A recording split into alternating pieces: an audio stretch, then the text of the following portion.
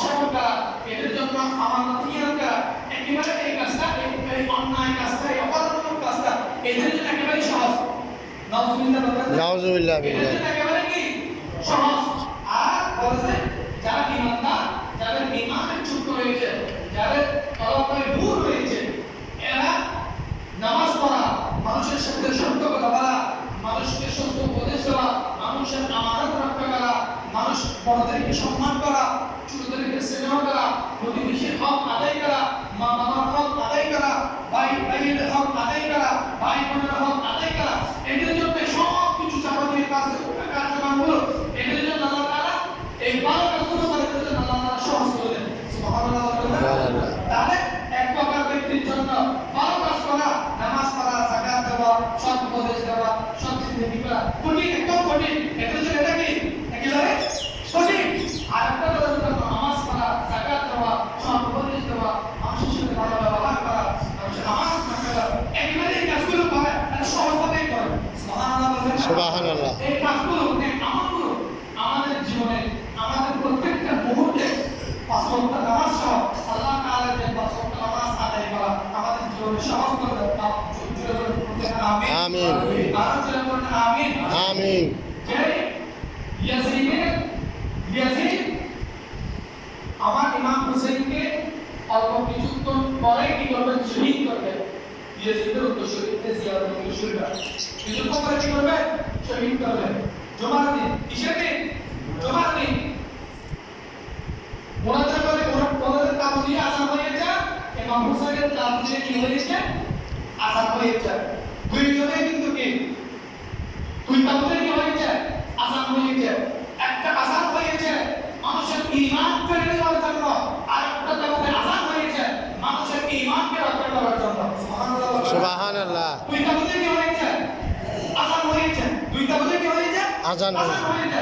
একটা কাবুতে মানুষের ঈমান, মানুষের আমল, মানুষের নীতি সবকিছু ফেলে দিবে, আর একটা কাবুর মধ্যে মানুষের ঈমান, মানুষের আকীদা, মানুষের বিশ্বাস, মানুষকে জান্নাতে পৌঁছে দেওয়ার জন্য আযান হয়েছে। আপনি কোন কাবুতে থাকবেন? আওয়াজ দিয়ে বলবেন হুসাইনের কাবুতে আমরা প্রত্যেকেই যদি ইমাম হুসাইনের কাবুতে থাকার জন্য চেষ্টা করি, ইমাম হুসাইনের জালিমের তরফ আল্লাহ মুত্তাসির হওয়ার চেষ্টা করি, প্রথম নাম্বার আমাদেরকে খুবই সহজভাবে আমাদের আমলের মধ্যে নামাজ রাখতে হবে। কি রাখতে হবে? নামাজ রাখতে হবে। ইমাম হুসাইন রাদিয়াল্লাহু তাআলা আনহু উনি শহীদ হন, উনি আল্লাহর জমিনের মধ্যে শহীদ হবেন, ওটা তো আমার রাসূলের আগে ওহী আগে বর্ণনা ইমাম হুসাইনকে শুনিয়ে দিচ্ছে। কি দিয়েছে? শুনিয়েছি। আমার রাসূল। যাই হোক, সেদিকে যাব না। তাহলে আমি একটা হাদিস আপনাদের সামনে তেলাওয়াত করে দিলাম।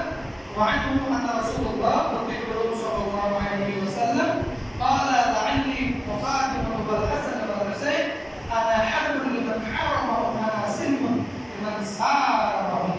حضرات sahabat ini akan radhiyallahu ta'ala anhu berkata, niscaya Rasulullah sallallahu alaihi wasallam Hadrat Ali, Hadrat Fatimah, Hadrat Imam Husain, Hadrat Imam Hasan radhiyallahu ta'ala anhu এদের সম্পর্কে ইরশাদ করেছেন যে তাদের সাথে আমরা হারাম হারাম যে তাদের সাথে শত্রুতা করে যুদ্ধ করে আল্লাহ তাআলা বলে, আল্লাহ রাসূল বলে, আমিও তাদের সাথে তাদের বিরুদ্ধে যুদ্ধ করি, তাদের বিপক্ষে কি করি?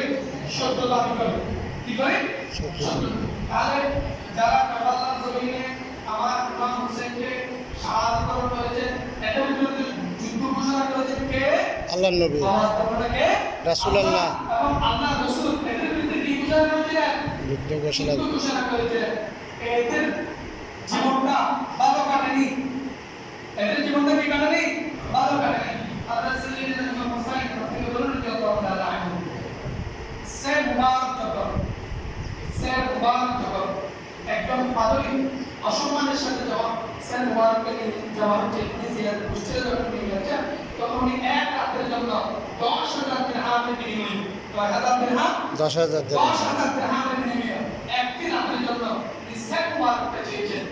ওনারা তার অর্থলোভী, টাকালোভী, ওনারা 10,000 দিনের বিনিময়ে এক রাতের জন্য সে মুবারক পাদরি করে দেওয়ার জন্য ওনারা সম্মতি হওয়ার পর ওই পাদরি ইমাম হুসাইনের প্রতি বলল রাদিয়াল্লাহু রাদিয়াল্লাহু তাআলা আনহু ইসলাম মুবারকের মধ্যে মাথা মুবারকের মধ্যে যে ময়লা যে আবর্জনাগুলো লেগে রয়েছিল ওগুলো তিনি নিজের হাত দ্বারা কি করতেছিলেন? সুবহানাল্লাহ। পরিষ্কার করতেছিলেন। পানি দ্বারা হাত দ্বারা এগুলো পরিষ্কার করতেছিলেন। তিনি হঠাৎ পরিষ্কার করা যখন সম্পূর্ণ হলো উনি দেখলেন হাজার হাজার লক্ষ লক্ষ ফেরেশতা ওই ইসলাম মুবারককে তাওয়াফ করতেছেন। সুবহানাল্লাহ। কি করতেছে? তাপ করতেছে। উনি এটা দেখার পর ওই ইসলাম মুবারক করতে হাতে দিয়ে দিল। উনি সঙ্গে সঙ্গে কালিমা পড়ে ইসলামের ছায়া ধরে মুখে গ্রহণ করলেন। লা ইলাহা ইল্লাল্লাহ মুহাম্মাদুর রাসূলুল্লাহ সাল্লাল্লাহু আলাইহি ওয়াসাল্লাম। শুধু ওনার ইসলাম মুবারকটা দেখে, ওনার ইসলাম মুবারকের তাসির থেকে, ওনার ইসলাম মুবারকের উচ্চ মাকাম থেকে, উচ্চ স্তর থেকে, আল্লাহর তারিফ থেকে উনি সঙ্গে সঙ্গে কি হয়ে গেলেন? মুসলমান হয়ে গেলেন। তাহলে ওই একজন পাগলের চোখে ইমাম হুসাইনের ইসলাম মুবারক দামি ছিল, সেই জন্য সে জান্নাতের দলের অন্তর্ভুক্ত হয়ে যায়। সুবহানাল্লাহ। উনি মুসলিম ছিলেন, উনি কি ছিলেন? অমুসলিম ছিলেন। উনি কালিমার দাওয়াত পেয়েছেন ইসলাম মুবারকের বিনিময়ে। আর ওই মুসলমানের দল যেই দলে যে কামতে আজাদ হয়েছিল, ওই বিদ্বেষী দল, ওই জাহান্নামের কি তারা আমার রাসূল সাল্লাল্লাহু আলাইহি ওয়াসাল্লামের দহিত্র ইমাম হুসাইনের গর্দান মুবারকে শাহাদাতের ছুরি চালিয়েছিল। 130 থেকে 33 তীর ইমাম হুসাইনের শরীর মুবারকের উপর জখম করেছিল। তাদের চোখে ইমাম হুসাইন তারা জাহান্নামে ছিল। এই জন্য ইমাম হুসাইনকে জান্নাতি হিসেবে তারা দেখে না। আল্লাহ তাআলা অবশ্যই তরফ থেকে আমাদের হেদায়েত দান করুন। আমিন। সালাতু ইয়া রাসূলুল্লাহ আলাইকুম সালাম ইয়া হাবিবাল্লাহ আলাইকুম قال رسول الله صلى الله عليه وسلم الحسن والحسين سيد شباب اهل الجنه رسول الله صلى الله عليه وسلم قال سيدنا ابن حسن قال سيدنا امام حسين رضي الله تعالى عنه جنات الجنه صلى আওয়াজ দিয়ে বলেন সুবহানাল্লাহ। সুবহানাল্লাহ। এই হাদিস আমার রাসূল জবান পাক দিয়ে যখন ইরশাদ হয়ে যায় তখন ইয়াজিদের ইবনে জিয়াদ বিষয়টাকে এই হাদিস জানে না, এই হাদিস জানে না, এই হাদিস শুনে এই হাদিস শুনেছে, এই হাদিস জানে, এই হাদিস জানার পরে আমল করে না, তাহলে এরা জাহান্নাম, এরা কি জাহান্নাম।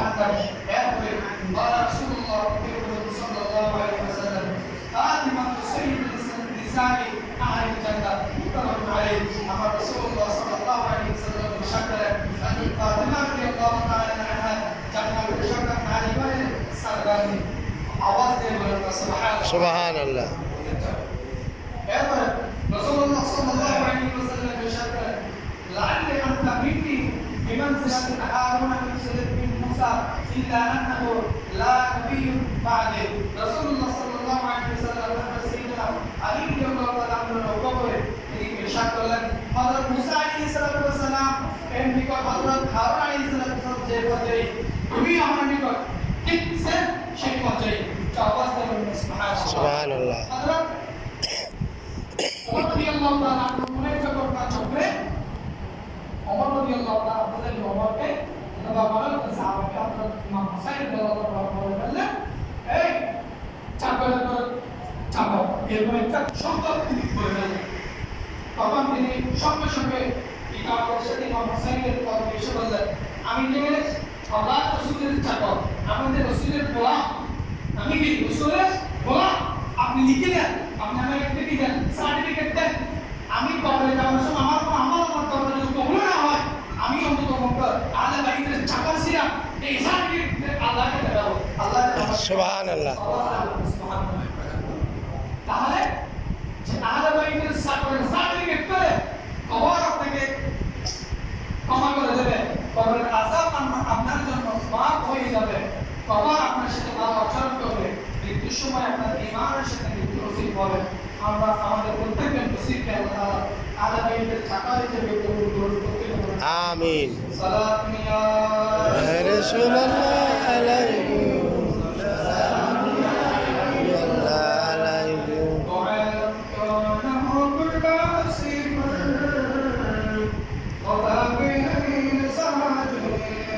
محمد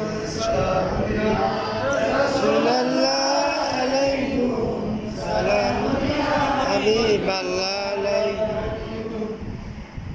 শুধু আহলে বাইতকে তোমরা হত্যা করেছে শাহাদাত